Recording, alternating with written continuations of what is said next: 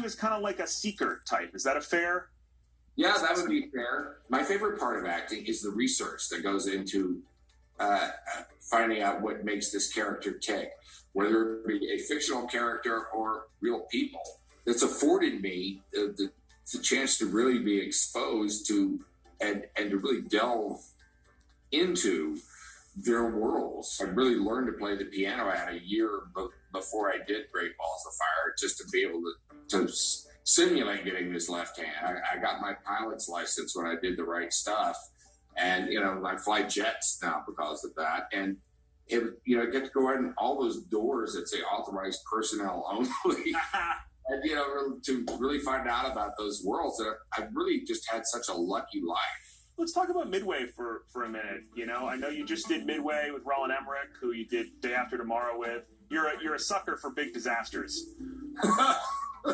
You're just a glutton for just... The guy they call on. Yeah.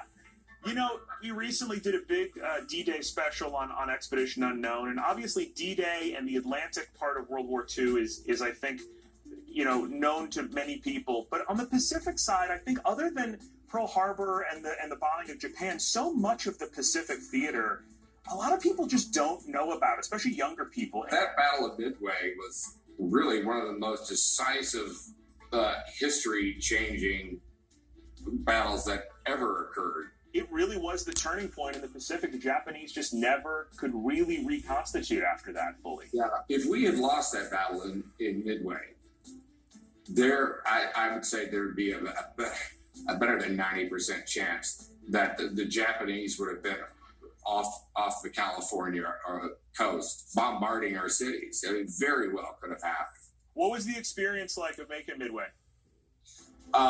Just as easy as pie. The thing about really was the thing about Roland Emmerich and this was the case on The Day After Tomorrow too. He just has it down to a T. Roland really takes you inside a cockpit and really makes you feel what it's like to be inside the experience because of those great special effects that he creates.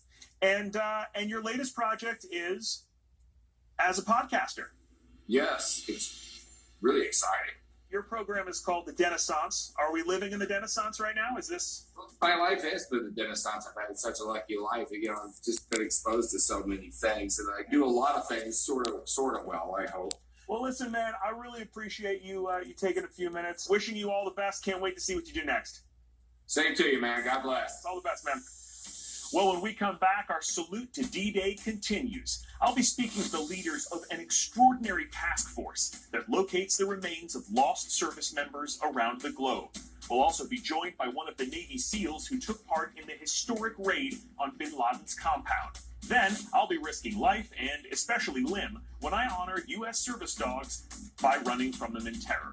And what would a D-Day show be without a hilarious takedown of the Germans brought to you by, a hilarious German. Comedian Flula Borg will be here, so stay tuned.